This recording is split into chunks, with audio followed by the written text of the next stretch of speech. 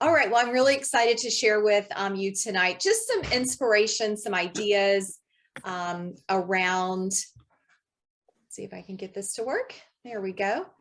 All around photographing spring, especially spring in the garden, but these tips work at any time of year, and so should be a lot of fun for us to talk about. I will pause throughout certain sections and see what questions you have, and I also will look at the chat if there's questions that pop up. So. Okay. So photographing spring in the garden. What I'd like to cover tonight is to talk a little bit about composition in the garden. We're going to talk about perspective. I'm going to share several creative tips and ideas with you. I'm going to talk to you about how to tell a story in the garden and some of my favorite flower spots, locations, maybe some ideas for some day trips if you want to get out and shoot, especially the next 2 months. It's just the most magical time of year in the garden.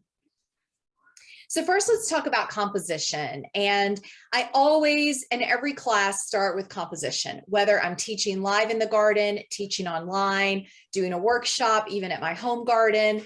It all starts with composition. And that really helps you get a really creative and unique image. You know, anybody can visit a garden or be out in nature and take what's really called a snapshot of flowers. But what I want to do is inspire you to create some images that really bring out the beauty of the plants, the subjects, the things in nature. And so there's a couple ways that we can do that. And so I'm going to give you several tips as we go through this section. We can control the background. And so the background can sometimes be the hardest part when you're out in nature. And so shooting with a wide open aperture is going to allow you to really soften your background and get rid of some of the distractions. You can use a clamp tool, which if you're not familiar with that, and I don't think, I have got mine handy. So it is a gadget that I'm hoping you can see on my screen. I can stop share. I'll show it at the end and stop sharing, but it's a gadget that you can clamp onto like a desk or a chair or a book or anything, and then you can attach a flower to it. But you can also use it out in nature. You can also use clothesline clips or anything like that to gently hold something in place. And the biggest tip, of course, is moving around. And I know that seems simple, but I find that a lot of times people feel very stuck. You know, yes, you need to stay on the sidewalks and in the areas, you don't need to trample in the garden, but moving yourself around is really going to change your perspective. And we're going to talk about that more in a minute. So in thinking about perspective, it's where you want to shoot from all sides of the subject. So thinking about a bird's eye view, shooting overhead, or worm's eye view, getting down on the ground, a child's view. Sometimes if you are going out in the garden, I take a soft kneeling bench with me, or you could take a towel. Maybe your backpack, you feel like you can lean on it. They also have these great pop-up chairs now that you can get, and they're very lightweight, but you can use those so that you can get down lower. But perspective is really important. When I'm out shooting and I find something that I think is really beautiful, whether it's the subject, the light, combination of both, I usually shoot it straight on first. And I really try to just fill the frame. And then I start exploring my subject. Once I know that I've got my exposure, pretty set, I start moving around and I look for that interesting composition. The other tip is close is not always needed. So macro is really great. Getting close to a subject, capturing these fine details and these hellebores is fun and challenging. But sometimes pulling back and capturing the entire subject, or really thinking about what's in your four corners, can be just as important. Now, you may have a macro lens, and if so, that's great because you're going to be able to really get into the close details. But if not, you can still shoot close up. You can do that with a telephoto. You can do it with even a 50 millimeter, a variety of lenses. You can also use extension tubes or macro filters, which are really inexpensive ways to get close. So a couple shots where perspective, especially with these crocus flowers, is so important. They're really challenging to shoot unless you can get on their level. They're so tiny in the ground and the light is usually, streaming down over them. But really use the garden to tell that story. Shoot from above to get that view, or really get down low if you're able to, and get yourself dirty. I was at Longwood last week and with a group of ladies, and we were just down in the weeds, shooting all the little flowers that had popped up. I'm sure people thought we'd lost our minds, but you got to get down low sometimes if you can, and play around with those different perspectives. And then think about also little details. So how can you just capture a small part of a flower? You don't always have to have the whole image. I really like to do both. Sometimes I pull back and I want to capture the entire beauty. If you think about a peony flower, they're huge. You really have to pull back and capture that entire flower. But you can also come in really close and just capture a ruffle of a petal or a little bit of a color. Now, to do that, you can use a tripod if you need it for stability. Macro lens, extension tubes, there's lots of ways to really get in close with your subjects. So a couple images of different perspective. This is shooting really wide open too. So usually I'm shooting at f2.8 or f4. F4 is probably the max if I want a really soft, dreamy background. And so there's just a little bit, kind of a slice of focus when you're shooting that wide. So you do have to think about where your focus point is. And then perspective, thinking about even the back of flowers can be so stunning and beautiful. And thinking about the lines, how does your subject move in your frame? And how can you position it so it's really showing the beauty and the details and the character of the subject.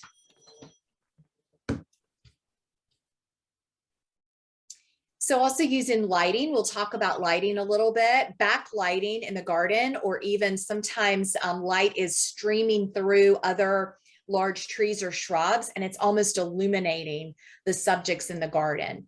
And so sometimes what I like to do is, as I'm walking through a garden, I actually just start looking for the light. Where is light, really making a subject pop? Where is it backlighting something? Where is it bringing out the details? And that can also then help frame your composition.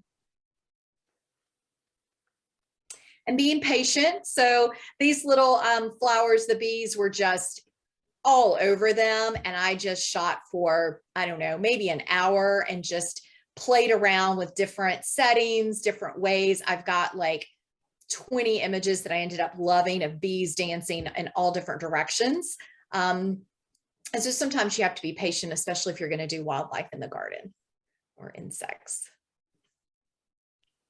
So in addition to your composition, it really goes hand in hand is thinking about your depth of field.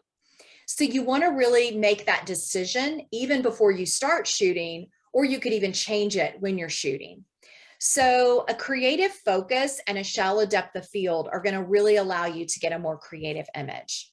So this was a setup of tulips growing out in the garden, and just changing my focus point really changes the image and the direction of it.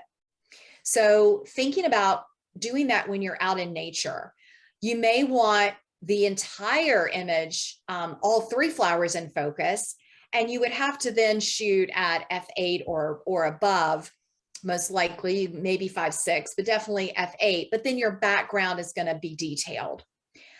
So I made a choice to focus on this first tulip, and then in the other image to focus on this one. Now, if you are an advanced photographer, you could also do focus stacking in a scene like this, either in camera focus stacking if you have it, or you could take 3 or 4 shots and then combine them in post-processing. But really for this example, I just wanted to help you think about being really intentional and creative with your focus points and your depth of field when you're out shooting. And, think about blurring the foreground for interest, which is what I did with this image. A lot of times you know, we don't always think about that. We might be thinking about getting that blurry background, but sometimes, especially in the garden, there's an opportunity to also blur the foreground and focus further into the garden. So if you have a whole, tulips are about to be up and blooming. If you have a whole field of tulips, you don't have to just focus on that first row. Maybe put your focal point 2 or 3 rows in, and then make your focus there. Blur the front and blur behind it. It can really be stunning and beautiful. So some more examples of this was of beautiful hellebores that are blooming right now, and just all this gorgeous light. So I'm really shooting into the light, and I'm shooting really wide open. So there's just a little bit of focus. I was also shooting with a lens baby lens, which is very artistic and soft. But I wanted this to be really dreamy because that's what it looked like. The light was almost like this translucent stained glass. And I just wanted to capture that with all the colors of the plants that were behind it. And then this tulip coming through, and again, just getting this softness around it, and making sure that I was focused right here in the center. Now this was shot probably, I don't remember the exact detail, but it was probably definitely at f4 or even a little bit higher so that I could get more of it in focus. But being really intentional with those decisions. All right, any questions about composition or depth of field before I move on?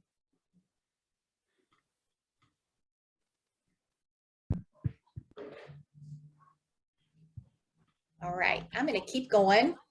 So I want to give you some creative ideas when you're out there. So thinking about using water. So if you can bring a little small spray bottle with you, we probably all have some hand sanitizer spray bottles lying around. Fill it with some water. You could also, if you're going to be shooting indoors at home, you could put a little glycerin in it. But adding some water really can bring out those creative effects. You can also go out early and really capture the morning dew on plants. I love to go out, especially in early spring, probably mid-April into May, and just get out early in the garden, because you're just going to see all the beautiful dew and water that's around. You can also do shooting through. So thinking about shooting through lace, shooting through glass, copper tubing, tons of options for shooting through, but especially in the spring.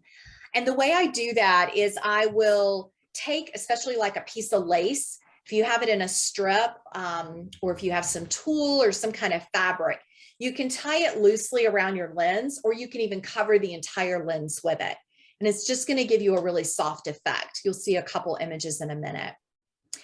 This dahlia I shot actually through a glass vase, and it just gave this kind of almost like a fiery effect.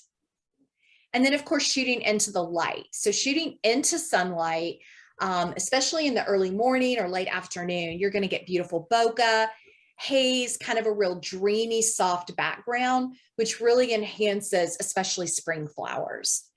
Spring flowers have such vibrancy to their color, and the green out in nature is so bold that having that soft, dreamy light really complements the brightness of the flowers.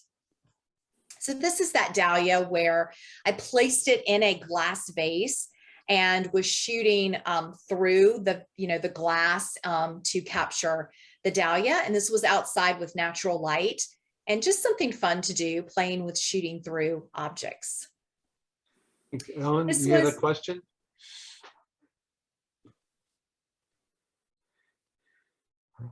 Sorry, Lori, Janet? you said you use copper tubing to shoot through. Can you describe what you mean by that, please? Yeah, I will at the end. I'll show you guys some of the gadgets here in my studio, and I'll pull that one out and show you. I'll stop sharing and I'll show you. Thank you. So this image was meant to be really abstract and soft and dreamy. I was playing with this Gerber daisy out on my deck in the sunlight, and sprayed it with water and was just all kinds of shots, played with it for quite a long time, but just loved how the bokeh was dancing off of the petals, and the bokeh that I captured out here. And this is actually a pretty old image at this point, but I still love it. And just the composition, very different, coming in right to left, the lines kind of leading you into this light. So just move around your subjects out in the garden, or even if you bring things into your home. So these are some examples of shooting. This one is shooting with lace over the lens. So you can see how it created a little bit of a pattern and just an antique kind of a softness. And these were also shot with some tulle around the lens, kind of gave it a little bit more of that pink peach color. So either of those techniques can be a lot of fun, and I primarily use those in the spring. I always take some with me to shoot the cherry blossoms or plum tree blossoms, any kind of tree blossoms. It just really adds a nice, pretty glow, some creativity to it. So some other creative ideas that you can use any time of year, but they really work great in the spring. Through spring through summer, the flowers, they just work really nice with. One is multiple exposure. So many of our cameras now have it in camera where you can set up and do a multiple exposure. Otherwise, you could take a couple images and then combine them using Photoshop or another program.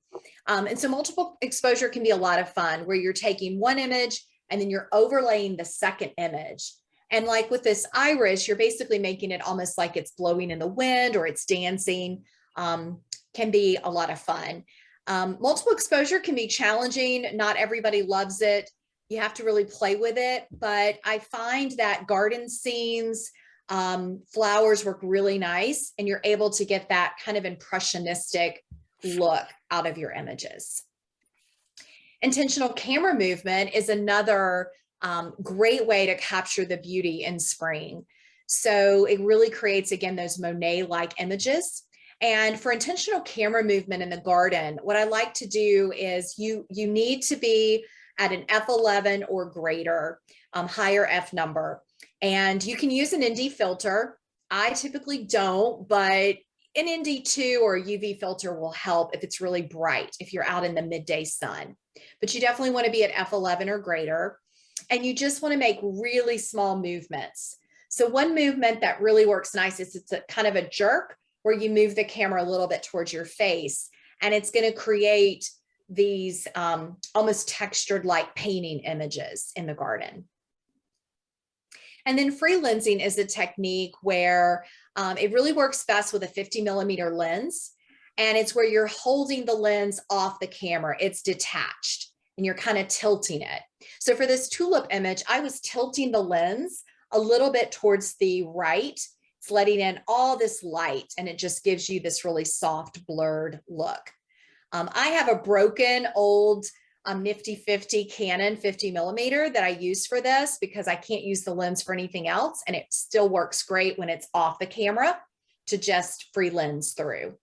So it's a different technique, but it's one to think about and consider.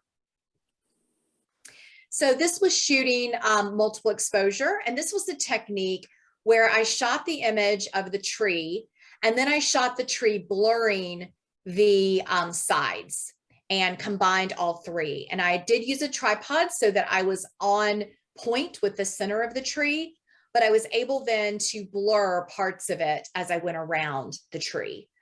So with multiple exposure, you don't have to have the image where it's not one static scene. You can also use it to change your focal point. And so it's really beautiful with flowers.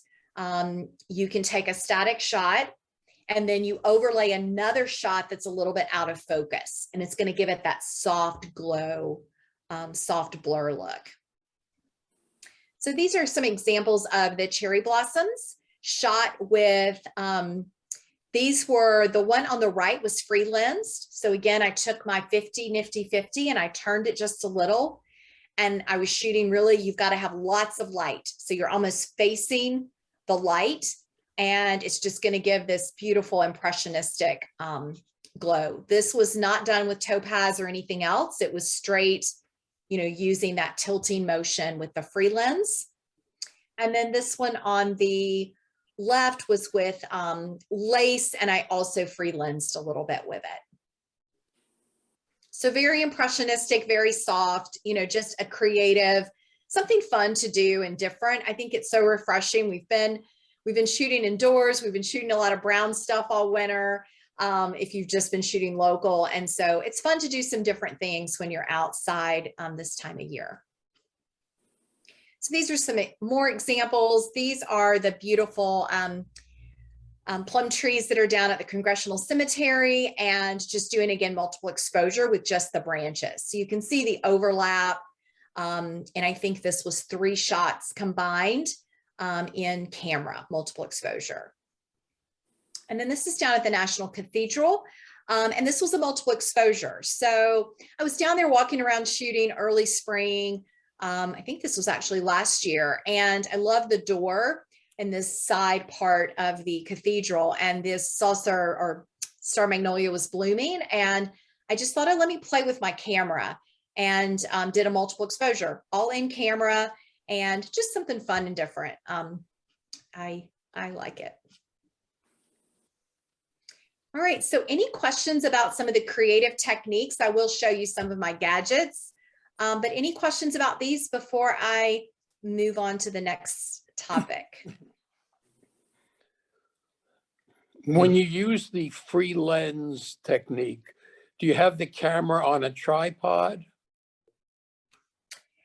I don't. You could. I usually recommend that you hand hold, because you're going to need to hold the camera and hold the lens, and you're going to need to tilt it. Now, you could do it on a tripod, but I'm typically moving around to really find the light and to find my focus.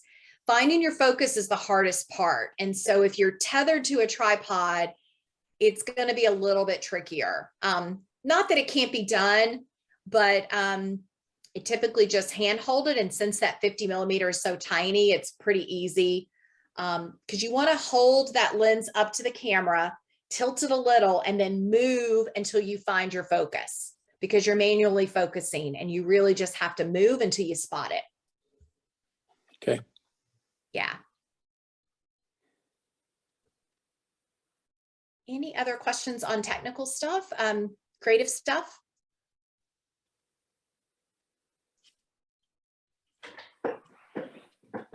All right. So I did a class last year, and I did a couple articles and some other things around telling a story in the garden. And I loved teaching the class and helping people think about visiting these places a little differently. So gardens really do have stories, and the people that build, design, curate, and work in the gardens know that the gardens were created, formal gardens were created, they really are about stories. They're about the plants, the landscapes, and they're usually about the places. And they're people that study these spaces and work to hone their crafts. And so it's really fun to think about how to capture that place. And so if you're going to be visiting any of the local gardens in our area or around you, even if it's a local garden, it's still telling a story. And at different seasons of the year, it's telling different things. And so how to go about that, capturing that. You know, when I first kind of got started with flowers and garden, I was so focused on capturing those small details and getting the perfect shots of the little flowers. And then over time, I started capturing maybe larger scenes. I started as a photographer as a landscape, and so I do love capturing the wider view. But in a garden, it can actually be really hard.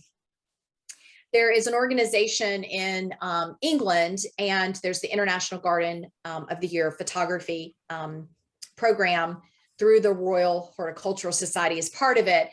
And Kew Gardens helps sponsors it. But they have several categories. They do competitions. But one of the hardest ones that they have is actually capturing images of a garden and submitting those as a portfolio. And it's actually challenging work, because there's so much going on, and there's so many different ways to view the space and to really think about how to express where you are. And so it can be really fun as you visit a garden. I encourage you to think about walking through and just enjoying it first, and make note of what you see. What do you like? What are the common themes? So these two images are from one of my absolutely favorite places, Dumbarton Oaks Garden. And we are so lucky to have this beautiful space in DC. If you're not familiar with it, it's outside of Georgetown.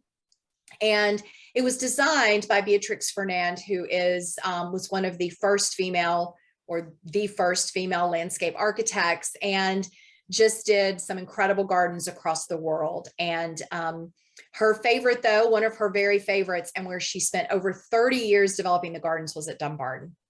And so it's magical because it was the first kind of one of the gardens where each space is set up like a room. And so she developed them as rooms. And so when you walk through it, you're going to know that right away. And you're going to see all these spaces to sit and enjoy. So when I walked through it for the first time, I just fell in love with the space, but I immediately was drawn to all the places that you could sit. And I could just imagine having tea or talking with a friend or just reading a book. There's all these little quiet respite spots. And so I did an entire collection of images on these spaces in this garden. But you might visit this garden and see something different. There are textures, there's colors, there's pathways, there's sculptures. There's so many things to see and enjoy. And every garden that I visit, there's a story that you'll find or something that speaks to you. And so just thinking about how to capture the bigger details as well as the smaller. And it can really make for a fun photo if you want to spend a whole day out in nature and capturing maybe a beautiful place that you're visiting. Thinking about how to do that in a unique way. So a couple tips of mine for visiting places like this. If you're going to really spend some time, maybe you've got half a day or you're going to hang out longer than that. Of course, make sure you've got your camera bag ready. Again, I recommend a small kneeling pad or a towel, something where if you need to get on the ground.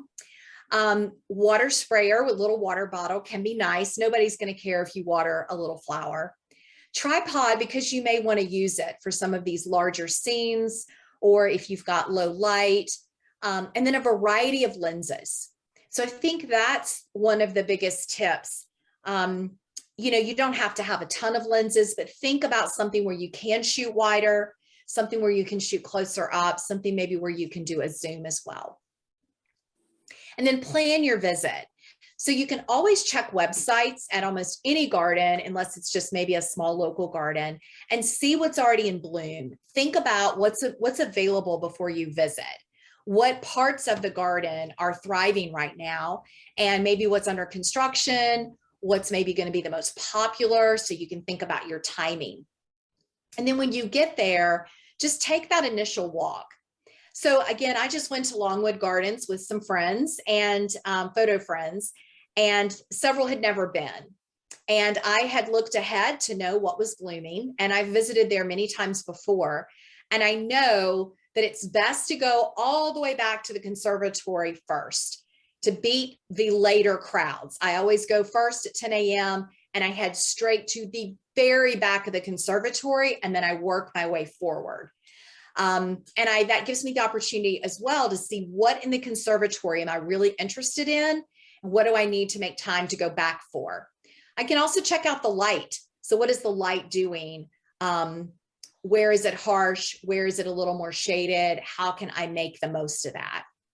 And then I usually take a quick cafe break, and then I hit the outside areas later in the day. And I know the areas then where I want to go. Now that would depend if I was headed to Longwood to shoot the tulips coming up soon, because they're so grand and beautiful. I would either hit those first thing in the morning, or I would plan to be there later in the day when the sun's not as harsh to capture those. So if you have the ability to plan your visit, it's always great to do that. But taking those walks can really help you then think about what you're going to start shooting. And also then you don't feel that pressure. You know, if you can spend a little bit more time because you've already seen the whole space. And then take your time. This has been my mantra since about last fall, is to really slow down. I used to shoot so many images. I felt like I had to capture everything that was there. And then I would get frustrated that maybe they weren't as great. And so I really decided to slow down. And I'm not going to take a picture of everything, but I'm going to find the things that really interest me, that I think are beautiful, and that I think I can capture in a really gorgeous way. And I'm going to spend time with them and take some good images. And then I'll move on to the next part of the garden. Because otherwise you end up capturing a lot of snapshots and you can't do a lot with those except look at them.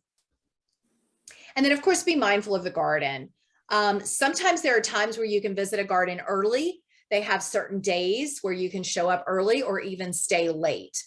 So Meadowlark Gardens in Virginia is a great example. If you ever wanted to do a trip, they do sunrise and they'll do evening, where you can stay later than their closing time, which is normally like 7 p.m. So just thinking about that overall view of the gardens and how to really showcase can be fun to do, as well as those close-ups. So some of my personal favorite spots, if you're down in DC at the Smithsonian, of course, there's the beautiful Rose Garden and there's the Botanical Garden, and all of those are great, but there is a secret garden. It's between the Rose Garden and the Hirshhorn Museum. And it's in like an alleyway, and there's a big black fountain. And this garden has been there for a long time. The gardener that works it has worked this garden for 30 years. And I got to meet her during COVID because I lived in DC at the time, or in Alexandria, and I would go over there because there was nobody there. And once, you could get out and go over, and she was back working and she wasn't able to have any volunteers. So I got to talk to her, and it's just a beautiful space any time of the year. So it's like my secret spot. Hillcrest Museum and Gardens, or of course, National Cathedral Gardens in DC are beautiful. The Bishop Gardens at the National Cathedral is also a little secret spot. A lot of people don't realize it's there, and it's small, but it's mighty. It's got so much packed into its space, and it's really quiet and beautiful. And so it's a nice spot to go to. Of course, we're lucky here in Virginia. We have really these 3 big gardens. Brookside here in Maryland, if you haven't been to, is absolutely fantastic. It's just gorgeous. So much to capture. Meadowlark Gardens in Virginia. And then Green Springs is actually probably the last 2 years has been one of my absolute favorites. It is also a little nugget that a lot of people don't go to visit unless they live in the area. But it's amazing. The gardens there, they celebrated, I think, their 100th year 2 years ago. And the gardens are just amazing. They've also got a nature area and so much variety. And then if you want to get out of town, Mount Cuba in Delaware, if you've not been there, it's right at the Delaware-Pennsylvania line. It was awarded in, I think, either 2020 or 2021. Must have been 2020. It was awarded top garden of the year. It beat out the Chicago Botanic Gardens and some other amazing gardens. It's a native plant garden, and it's really out in nature. And it's just fantastic to visit. Of course, we've got Lewis Gittner down in Richmond. And then out in DC, there's this beautiful Tregarian Conservatory, and it's also near the cathedral. So it makes a nice day trip. And then you've got some of the places to get lotus flowers. So some of my favorite times of year, the peonies and redbuds at Meadowlark are stunning. Green Spring Gardens also has some beautiful peonies. And there's also a peonies garden up in Maryland if you're interested. And then roses, Smithsonian, you want to go early in the morning, of course, but there's another secret garden spot if you're down in Arlington. Or if you come down for the day, there's Bon Air Rose Garden, and it is spectacular. It's in just the middle of this neighborhood in Arlington, and the roses are pretty old, lots of variety, and just amazing. And you can go free parking, free to walk through it, and you can just photograph till your heart's content. Really gorgeous.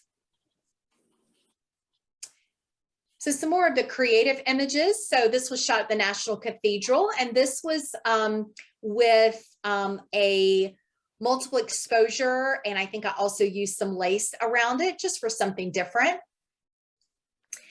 This image was actually created in post-processing. This was the shot, a rainy morning last year with the saucer magnolias in DC.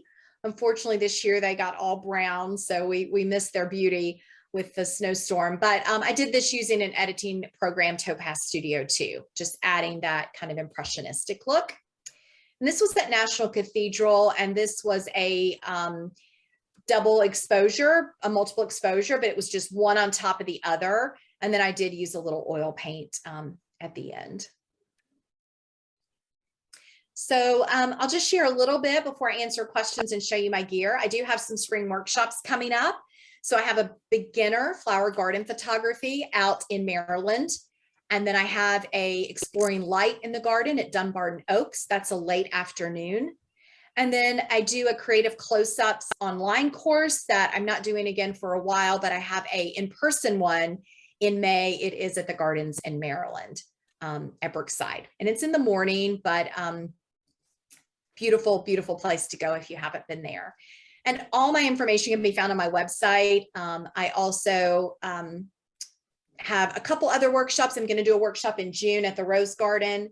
And then I'll be announcing, if you want to come out to Maryland, I grow about 40 varieties, 40 types or plants, I guess I should say, of dahlias, as well as other plants. And I do workshops at my home dahlia garden. They are private workshops, but I'll be announcing those hopefully by May. I always make sure they've all come up and they're growing well, and then I get those out. But you can find me online, and you can subscribe to my newsletter and get all the heads up on those workshops. All right, so I'll stop sharing so that I can show you some of my gadgets. So first, and let me just I'll take off my background. My dogs are away now. Let's see. It'll make it easier. Okay, so this is the plant tool. And if you don't have one, you can get them on Amazon. Literally look it up, and it's called Plamp, P-L-A-M-P. So you can attach this to a chair, a deck. When I'm indoors, I put a book in here. You can carry it with you and hook it to your tripod or your bag.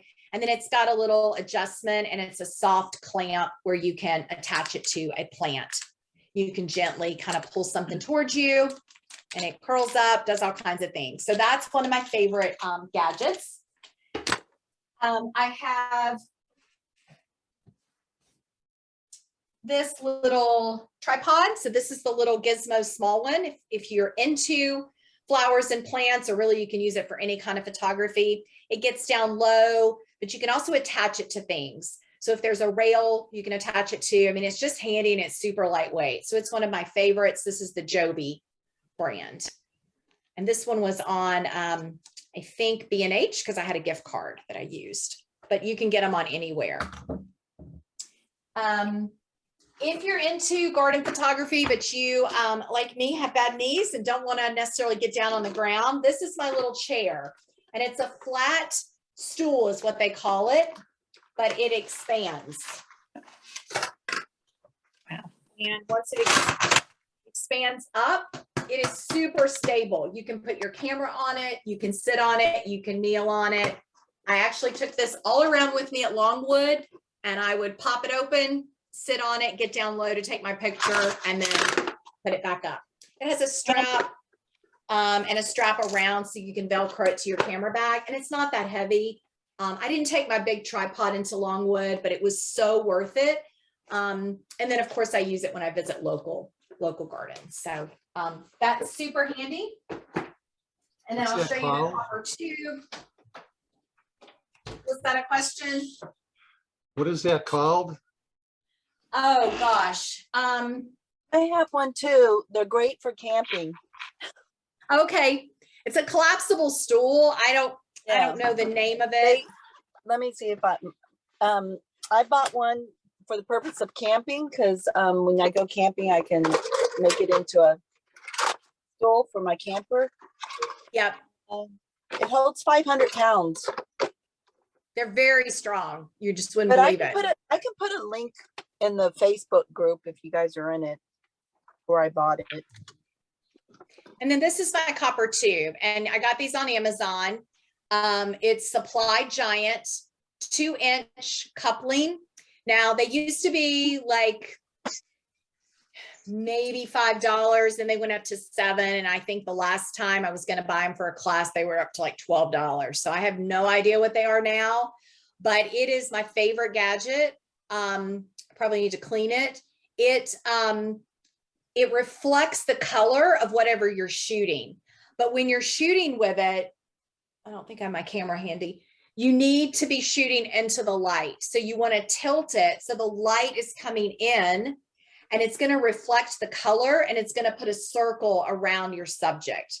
So if your flower's here, you're going to tilt it, and then you're holding your camera, but you've got to have light coming in, or it doesn't do any good. But it's really fun. And you can get smaller ones, but this 2-inch is probably the easiest to use, and it gives the best effect. So a few things that, I like to play with. And then you can get strips of lace somewhere. You can even order lace really inexpensive on Amazon. You can get containers, a pack of tulle, like they put on girls' dresses. You can get a pack of multicolors, and you can just tie those around your lens or cover them, and they just give a soft glow.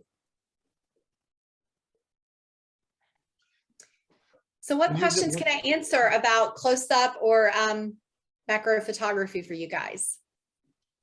So when you visit a place like Longwood or any kind of conservatory, do you make your own like artificial backgrounds and carry them and stick them behind a flower? So I have done that. I haven't done them when I've gone somewhere like that.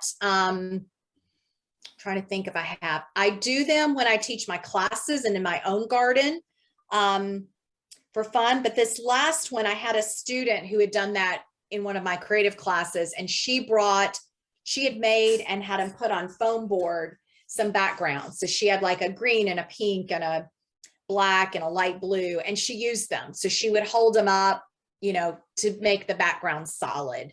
I am really a natural light photographer. So I will use those, but I prefer to try to find the light, but they can be fun to use. Scrapbook paper works great.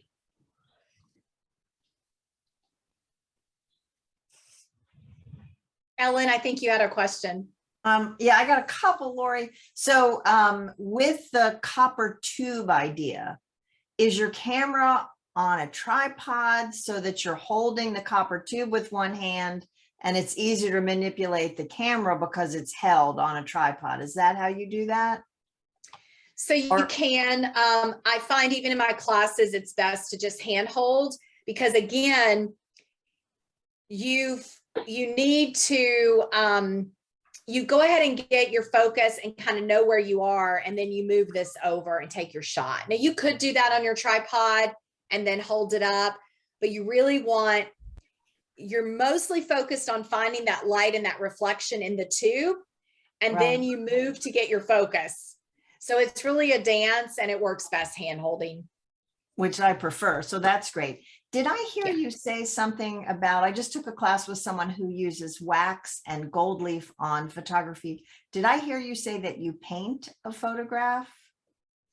Oh, so yeah, I will either use Topaz Studio 2 does some creative impressionistic looks that you can add, but I also do some hand painting in Photoshop, and I'll share just this one image that I just finished. So this image, I went back in and I hand painted the background, and I painted some on the leaves.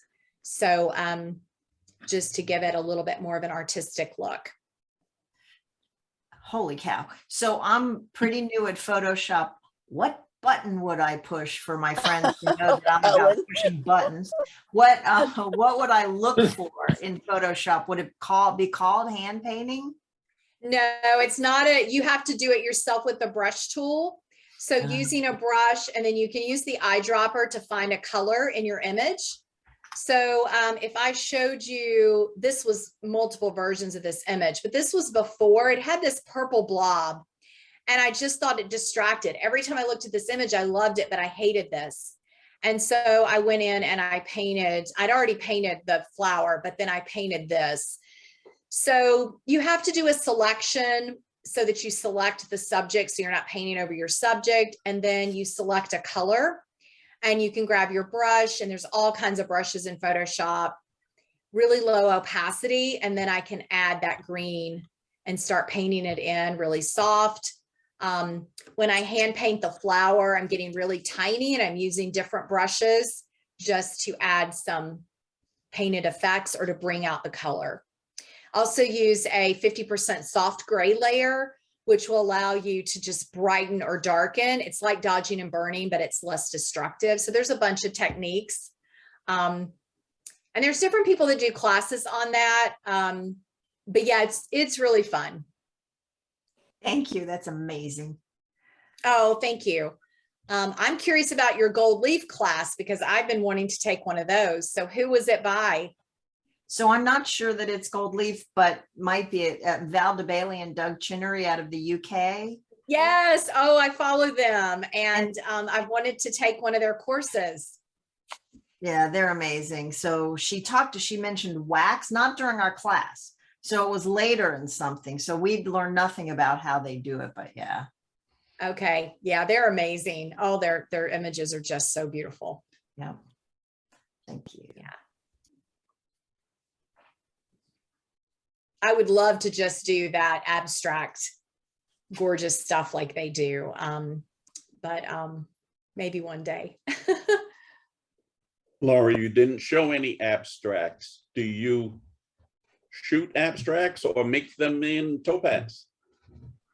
I do both, yes. So I have a whole section on my website, and I actually have some dahlias that are my favorites that were abstract, where I did camera movement with them. And they are, yeah, I do a lot of ICM. ICM is one of my probably beyond like flowers and garden and creative, I would say ICM is one of the things I love the most. I still shoot landscapes, like I went to Glacier, but it's not just something that is my complete passion. It's beautiful when I'm there and I love it, but it doesn't challenge me as much. And so I love doing that. And I can show you these abstract dahlias real fast. They were some of my favorite, and I did it with just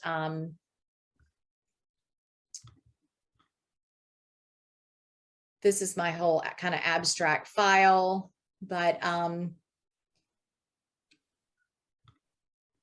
this was one of a dahlia petal, just with camera movement and in daylight. So just really, you know, getting close, and I'm not sure. We're not seeing it big yet, Lori. We're just seeing the tiny thumbnail. Oh, really? Yeah. You just see a white screen. Oh, well, let me stop sharing, share it a different way. I'm so sorry. I'll just share the whole desktop and you'll just see all my mess. Can you see it now? Yeah. Yeah. Okay. So this was a dahlia petal shot with just intentional camera movement. This was another version of it. So just playing with it. But this is like a whole collection of abstract flowers, water, the ocean. This was from Glacier. This was camera movement with trees. These are all in camera, usually one movement. I don't like to do a lot of mess with my multiple exposure. I know some people do multiple exposure and ICM, but I really like just the one movement. So yeah, I would do these. This is probably my second favorite behind the other creative stuff. So this is a huge file, so sorry about that. I had it submitted to something. Yeah, I was trying to see if I had any other flowers. This might be one more of the dahlias. Yeah, I think the other ones were the better ones. Was it your first trip to Glacier? It was, yeah, I cannot wait to go back. It was just so beautiful. My favorite park. Yeah, it's amazing. So yeah. Yeah, so I prefer to do most of the abstract in camera. I do fun things with Photoshop and I teach all that fun stuff, but I really keep things pretty simple, to be honest. I like to figure it out in camera. I like to explore textures in the light, and you know, I still go in and tweak. I do like to paint flowers in Photoshop sometimes, but Okay, thank you. Shutter speed do you use with ICM? So if it's not super, you know, like evening or morning, sunrise or sunset, if it's in the bright daylight, then, you know, you're going to probably only be able to get away with 1/30th, 1/50th of a second, but I like to get up to a half a second. And then if I really want something abstract, I'm going to use a filter and go longer. So it really depends on what I'm shooting for, but I find most of mine, you know, 1/50th, 1/60th, maybe a half a second is kind of a sweet spot. Yeah. I think it's more, if you're at least at 1/50th, it's really the movement and thinking about your subject and where you want your line to go. So moving yourself where it makes sense with whatever your subject is.